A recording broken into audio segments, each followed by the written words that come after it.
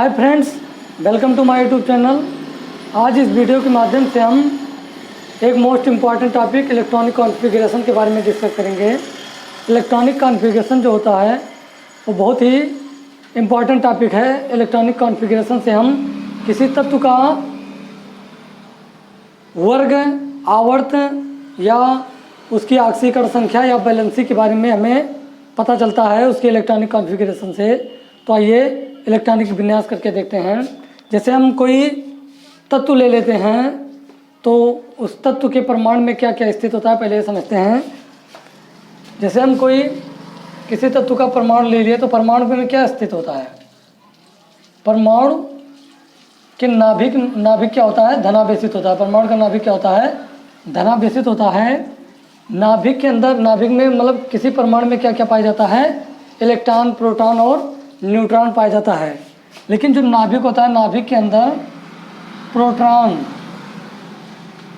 और न्यूट्रॉन पाया जाता है। नाभिक के अंदर क्या क्या पाया जाता है, प्रोटॉन और न्यूट्रॉन पाया जाता है। और जो इलेक्ट्रॉन होता है वह नाभिक के चारों ओर क्या करता है, चारों ओर वृत्ताकार कक्षकों में क्या करता है, कक्षों में वृत्ताकार कोश में क्या करता है, घूमता रहता है। और नाभिक के चारों ओर अनेक वृत्तीय कक्षाएं क्या होती हैं, संभव होती हैं।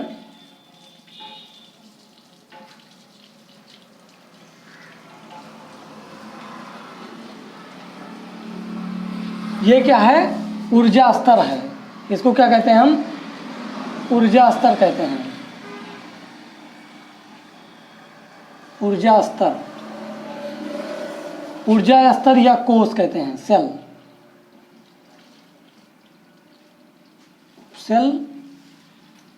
कोश भी कहते हैं इसको। इसका हिंदी क्या होता है, कोश होता है। इसे हम यन से डिनोट करते हैं।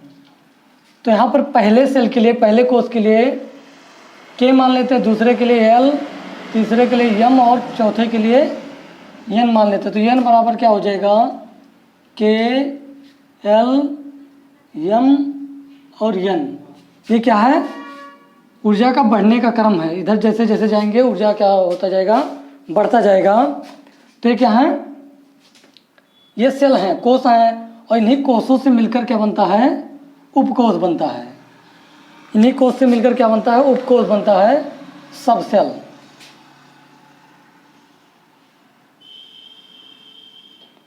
इसको हिंदी में कहते हैं उपकोश।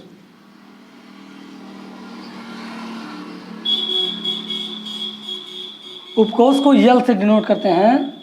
और उपकोश क्या क्या होता है, यस, पी, डी और एफ। जब हम इलेक्ट्रॉनिक विन्यास करते हैं तो उसमें देखते हैं यस उपकोश रहता है, पी उपकोश रहता है, डी उपकोश रहता है और एफ उपकोश रहता है। तो आइए समझते हैं कि इन उपकोशों में अधिकतम कितना कितना इलेक्ट्रॉन पाया जाता है। तो यस उपकोश में अधिकतम कितना इलेक्ट्रॉन पाया जाता है, 2 इलेक्ट्रॉन। इसी में हम यदि यस में जैसे 2 इलेक्ट्रॉन मिलता है, पाया जाता है, और पी में पता करना हो कितना इलेक्ट्रॉन पाया जाएगा, तो इसी में क्या करें, 4 जोड़ते जाएं आगे। तो 2 में 4 जोड़ेंगे कितना हो जाएगा, 6 हो जाएगा। और 6 में 4 जोड़ेंगे कितना हो जाएगा, 10 हो जाएगा। और 10 में 4 और जोड़ दें तो कितना हो जाएगा, 14। तो इसका मतलब यस उपकोश में कितना इलेक्ट्रॉन अधिकतम पाया जाता है, 2 इलेक्ट्रॉन। पी उपकोश में 6 इलेक्ट्रॉन, डी उपकोश में 10 इलेक्ट्रॉन और एफ उपकोश में कितना इलेक्ट्रॉन पाया जाता है, 14 इलेक्ट्रॉन पाया जाता है। इसे एजीमुथल क्वांटम नंबर भी कहते हैं। इसे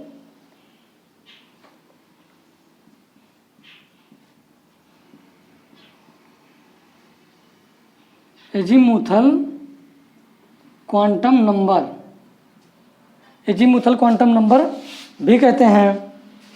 अब आइए समझते हैं कि जो कोश होता है उसमें अधिकतम कितना इलेक्ट्रॉन पाया जाता है। तो के कोश में अधिकतम 2 इलेक्ट्रॉन पाया जाता है। ये पहला कोश हो गया है, दूसरा और ये तीसरा और ये चौथा। इसमें 2 अधिकतम इलेक्ट्रॉन।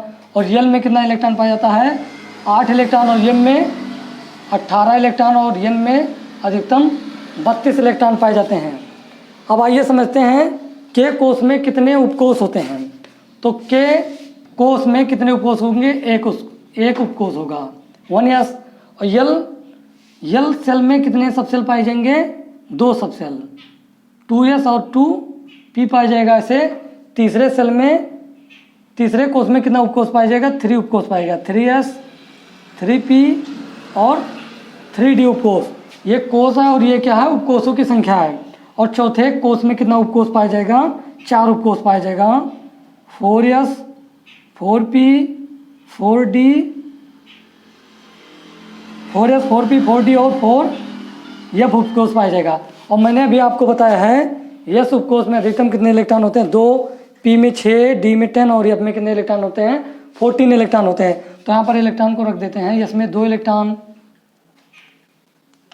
और यहाँ भी यस में 2 इलेक्ट्रॉन, p में 6 इलेक्ट्रॉन, s में 2, p में 6 और d में 10 इलेक्ट्रॉन, s में 2, p में 6, d में 10 और f में 14। अधिकतम इलेक्ट्रॉनों की ये क्या होती है, संख्या। यदि हम इसे गिने तो हमें पता चल जाएगा सेल में कितने इलेक्ट्रॉन, 2 इलेक्ट्रॉन। यहाँ देखेंगे सेल में 2 इलेक्ट्रॉन पाया जाता है। सब सेल में, दूसरे सेल में 8 इलेक्ट्रॉन पाया जाता है, 6, 2, 8। और तीसरे सेल में कितना इलेक्ट्रॉन पाया जाएगा, 6, 2, 8, 10, 18। और चौथे में कितना इलेक्ट्रॉन पाया जाएगा, अधिकतम 32 इलेक्ट्रॉन पाया जाएगा। अब आइए आप बाउ के रूल से इलेक्ट्रॉनिक कॉन्फ़िगरेशन करना सीखते हैं। आइए समझ लेते हैं कि परमाणु में सबसेल का क्रम क्या होता है। परमाणु में सबसेल उपकोष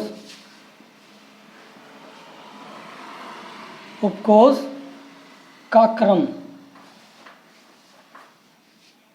किस क्रम में उपकोष में इलेक्ट्रॉन प्रवेश करते हैं।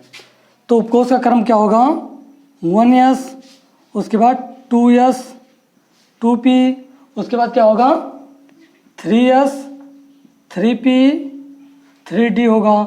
उसके बाद क्या होगा 4s 4p 4d और क्या होगा 4f होगा। और उसके बाद क्या होगा 5s 5p 5d और 5f, ऐसे डॉट डॉट। ये क्या है, ऊर्जा का ये क्या है, क्रम है। इलेक्ट्रॉन जो होता है वो क्या करता है, निम्न ऊर्जा स्तर से उच्च ऊर्जा स्तर में क्या करता है, प्रवेश करता है। तो यहाँ पर ये जो सेल है इसको कक्ष भी कहते हैं, ऑर्बिट भी कहते हैं, और इसको क्या कहते हैं, उपकक्ष भी कहते हैं। अथवा करके यहाँ लिख लेंगे ऑर्बिट उपकक्ष।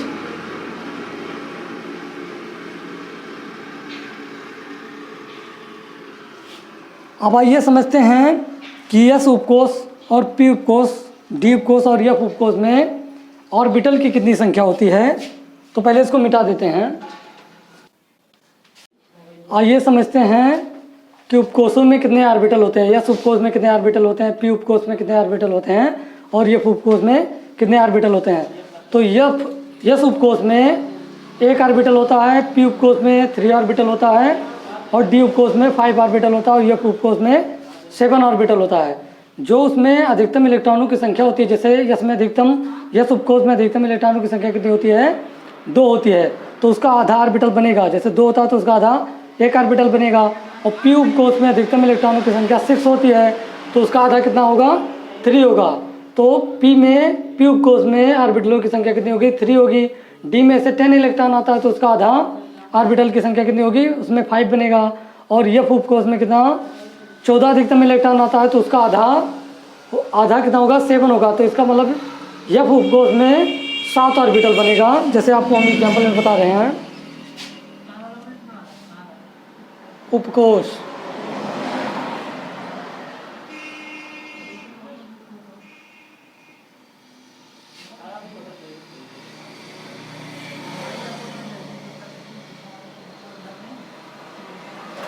सबसेल, ये है एस सबसेल, ये पी सबसेल, डी सबसेल और एफ सबसेल। मैंने बताया था एस सबसेल में अधिकतम इलेक्ट्रॉनों की संख्या कितनी होगी, 2 होगी, पी में 6 और डी में 10 और एफ में कितना होगा, 14। आप ऐसे याद रखें, जैसे एस में 2 है तो 2 में 4 जोड़ देंगे तो 6 हो जाएगा, 6 में 4 जोड़ेंगे 10 हो जाएगा और 10 में 4 जोड़ेंगे तो 14 हो जाएगा। तो इसमें अधिकतम ऑर्बिटल की संख्या क्या होगी, यस उपकोष में ऑर्बिटल की संख्या जो होगी, ऑर्बिटल्स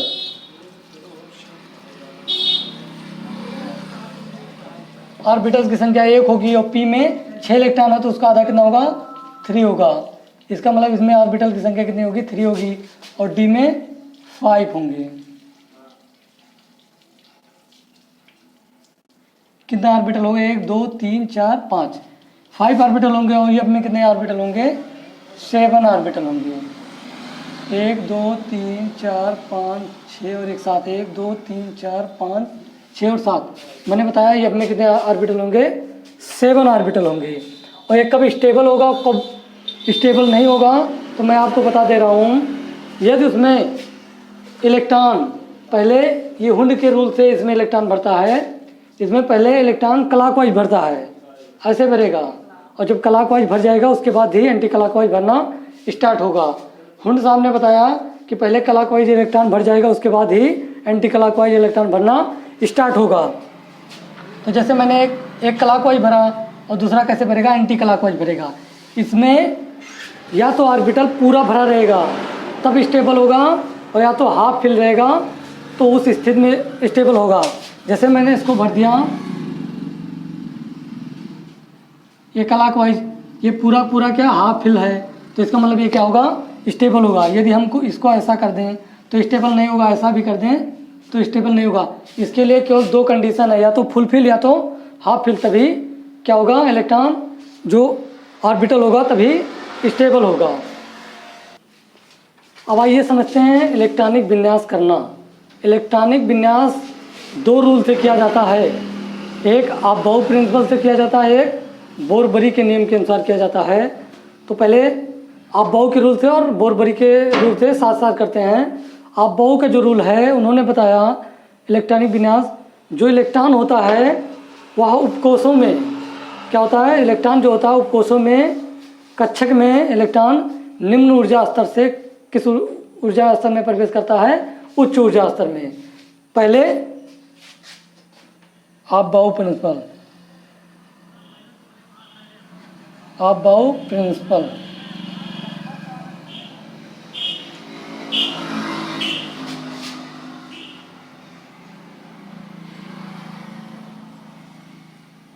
अबाउ का नियम। अबाउ क्या होता है, अबाउ एक जर्मन शब्द है जिसका अर्थ क्या होता है, निर्माण करना। मैंने अभी आपको बताया कि जो इलेक्ट्रॉन होता है वह निम्न ऊर्जा वाले कक्षक से उच्च ऊर्जा वाले कक्षक में प्रवेश करता है। इलेक्ट्रॉन कहाँ प्रवेश करता है, इलेक्ट्रॉन निम्न ऊर्जा वाले कक्षक से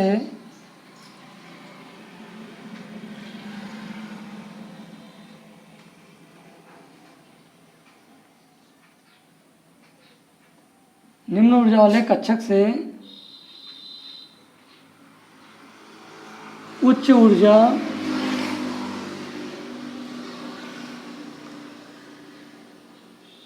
वाले कक्षक में प्रवेश करता है।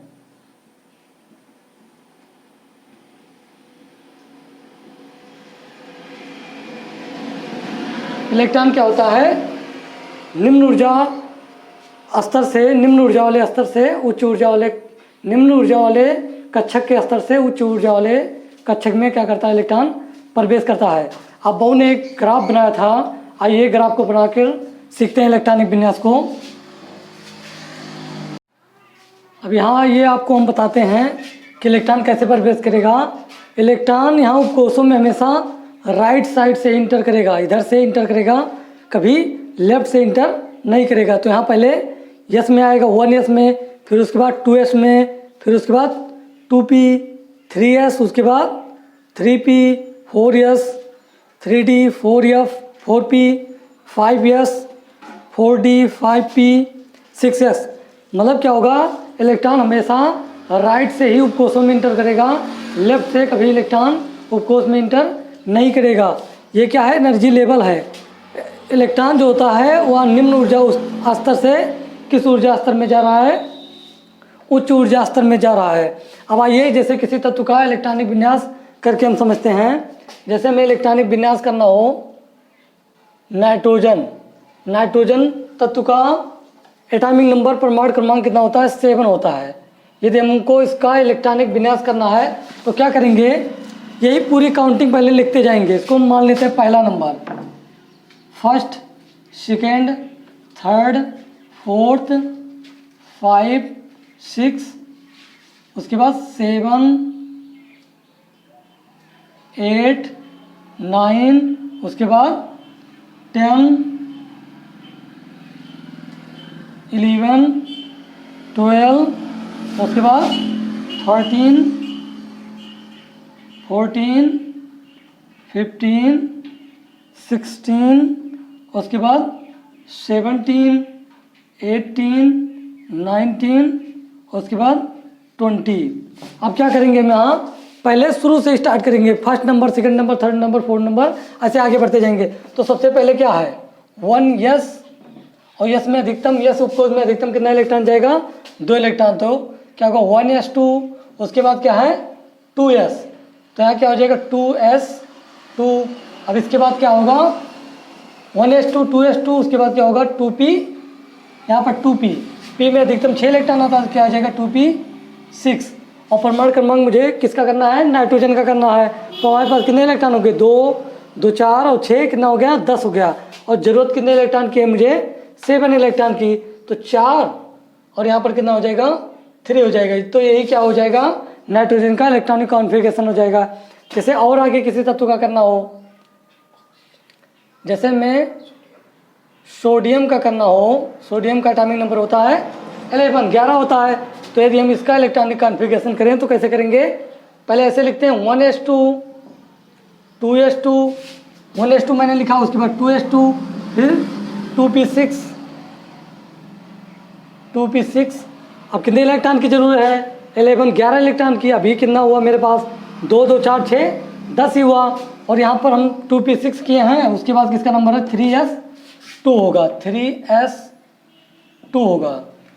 तो 11 इलेक्ट्रॉन की जरूरत है, तो यहाँ कितना होगा 1 ही होगा, एक ही इलेक्ट्रॉन ले जाएंगे। तो 2, 2, 4, 6, 10 तो 1, 11। तो ये क्या हो जाएगा सोडियम का इलेक्ट्रॉनिक कॉन्फ़िगरेशन हो जाएगा। अभी मैंने बताया आपको कि इलेक्ट्रॉनिक विन्यास से हम किसी तत्व का ये पता कर सकते हैं कि उसका आवर्त क्या है, वर्ग क्या है, और वह किस block, S block, P block या डी ब्लॉक का एलिमेंट है। तो हमें इसका यदि क्या करें हम, तो यहाँ पर बाह्य कोश में इसके 1 इलेक्ट्रॉन है, तो बाह्य कोश में उपस्थित इलेक्ट्रॉन यहाँ पर लिख देते हैं, बाह्य कोश में उपस्थित इलेक्ट्रॉन,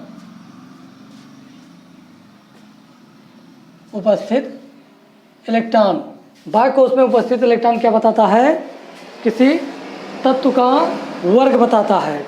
तो बाह्य कोश में इसके कितने इलेक्ट्रॉन हैं 1 इलेक्ट्रॉन है, इसका मतलब ये किस वर्ग का होगा, फर्स्ट वर्ग का होगा। और ये जो कोश नंबर दिया हुआ 3rd, ये बताता है किस आवर्त का है, तो ये फर्स्ट वर्ग का है इसका मतलब। और ये क्या बताता है आवर्त, तो इसका मतलब ये किस आवर्त का है, तीसरे आवर्त का। ये किस आवर्त का तत्व है, तीसरे आवर्त का। जैसे मैं नाइट्रोजन को जानना हो तो कैसे जानेंगे,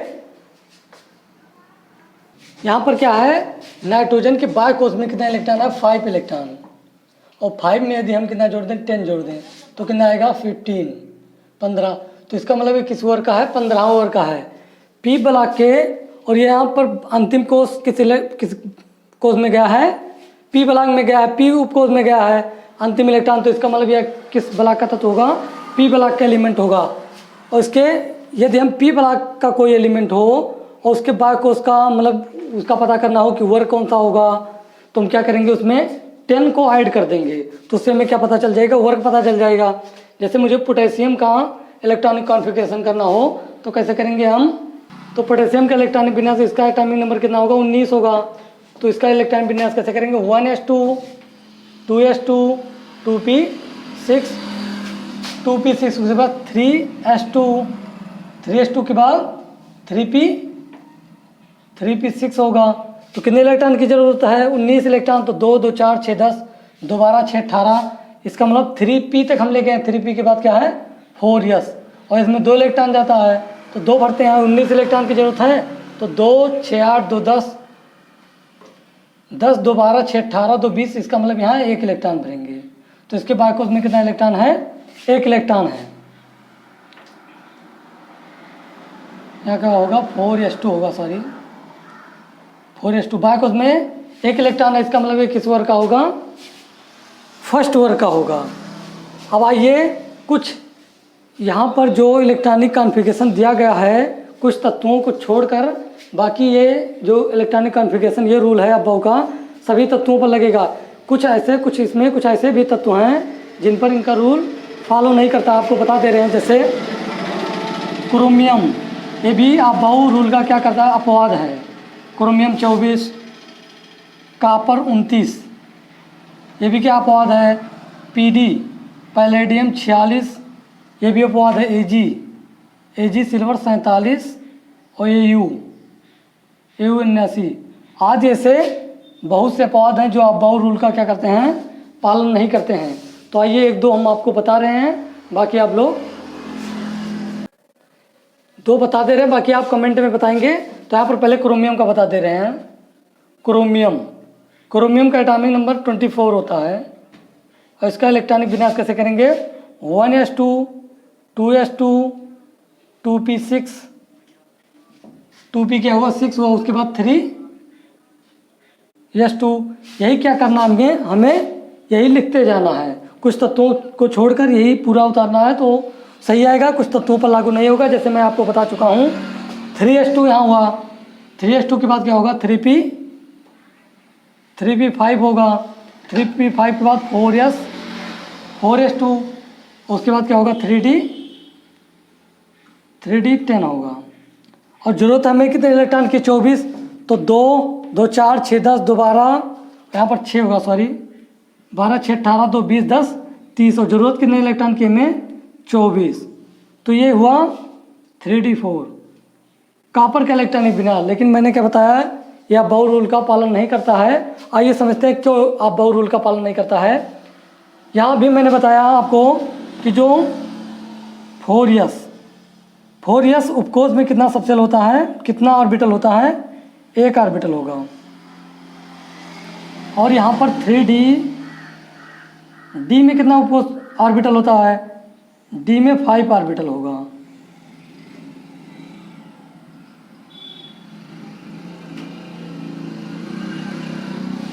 तो यहाँ पर हमारे पास कितने इलेक्ट्रॉन है? 2। तो यहाँ मैं 2 भर दे रहा हूँ। यहाँ पर कितने इलेक्ट्रॉन है? 4 इलेक्ट्रॉन है। 3 और 1 4।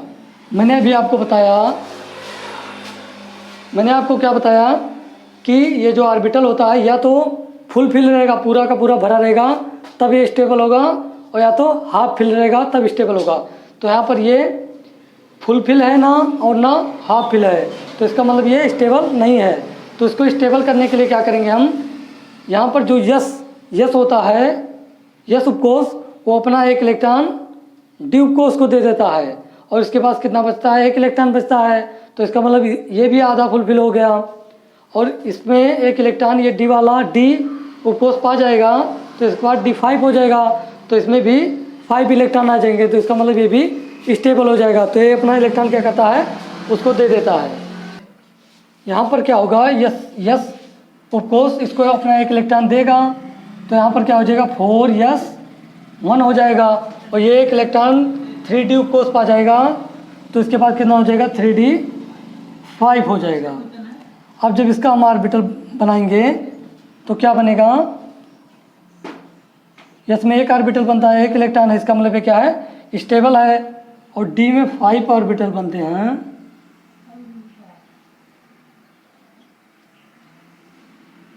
और इसके बाद 5 इलेक्ट्रॉन है, 1 2 3 4 और 1 5।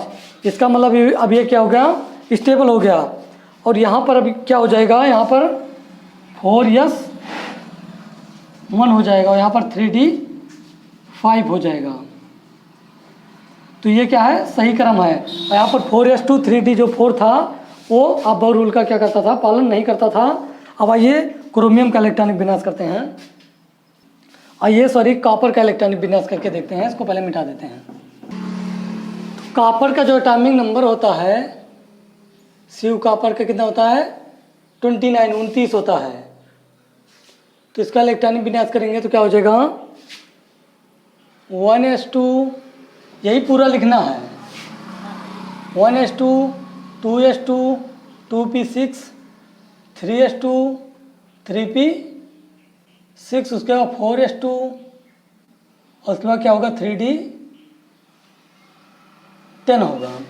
अब यहाँ पर 29 इलेक्ट्रॉन की जरूरत है। 2, 2 4, 6 10, 2 12, 6 18, 2 20, 10 30 हो जाएगा। तो यहाँ कितना इलेक्ट्रॉन आएगा 9 इलेक्ट्रॉन आएगा। अब यहाँ पर 4s2, इसका मतलब यस उपकोष क्या है स्टेबल है, लेकिन 3d में मैंने बताया था या तो 10 इलेक्ट्रॉन हो या तो उसका आधा 5 इलेक्ट्रॉन हो तभी स्टेबल होगा। तो इसका यदि हम ऑर्बिटल बनाएं 4s2, तो इसमें एक ऑर्बिटल बनेगा, इसमें 2 इलेक्ट्रॉन है, 2 इलेक्ट्रॉन भर देते हैं। और यहाँ पर 3d9 है। डी में कितना ऑर्बिटल बनेगा, डी में 5 ऑर्बिटल बनेगा, तो 5 बना लेते हैं। 1 2 3 4 5 हो गया। और इसमें कितने इलेक्ट्रॉन हैं 9 इलेक्ट्रॉन हैं। और इलेक्ट्रॉन ऑर्बिटलों में कैसे प्रवेश करता है, पहले क्लॉकवाइज भरेगा, क्लॉकवाइज भरने के बाद ही एंटी क्लॉकवाइज भरना स्टार्ट होता है। कितने इलेक्ट्रॉन हो गए 9 इलेक्ट्रॉन हो गए। अब ये क्या है, ना तो ये ऑर्बिटल फुलफिल है और ना हाफ फिल है, इसका मतलब ये स्टेबल नहीं है। अब इसको फुलफिल करने के लिए क्या करेंगे, स्टेबल करने के लिए जो यहाँ पर यस उपकोष है वो अपना इलेक्ट्रॉन इसको 3d को क्या करेगा दे देगा। तो इसके पास कितना हो जाएगा 3d10 हो जाएगा। इसके पास 4s1 बचेगा। तो यदि इसके उपकोष में एक इलेक्ट्रॉन रहेगा तो भी ये क्या रहेगा स्टेबल रहेगा, और इसमें 10 हो जाएगा तो भी ये क्या हो जाएगा स्टेबल हो जाएगा। तो यहाँ पर क्या हो जाएगा, एक इलेक्ट्रॉन ये इसको दे देगा तो इसके पास बचेगा 4s2 बचेगा। उसके पास क्या हो जाएगा 3d10 हो जाएगा। तो इसमें एक इलेक्ट्रॉन बचा, इसमें कितना इलेक्ट्रॉन हो गया 10 इलेक्ट्रॉन हो गया। पहले क्लॉकवाइज भरेंगे, उसके बाद एंटी क्लॉकवाइज भरेंगे। तो ये क्या है स्टेबल है। तो इसका इलेक्ट्रॉनिक कॉन्फ़िगरेशन ये ना होकर क्या होगा 1s2, 2s2, 2p6, 3s2, 3p6, 4s2 और 3d10 होगा। यहाँ पर कितना होगा 1 होगा। अब ये क्या है स्टेबल है। तो ये थे क्या आप बाउ के बाद मैंने आपको 2 क्रोमियम और कॉपर को बता दिया है। आप पैलेडियम, Ag सिल्वर और Au गोल्ड का इलेक्ट्रॉनिक कॉन्फ़िगरेशन करेंगे। अगर कोई कन्फ्यूजन होता फंसता है तो कमेंट में पूछेंगे, आप लोग कमेंट में ज़रूर बताएंगे। मिलते हैं नेक्स्ट वीडियो में, तब तक के लिए धन्यवाद।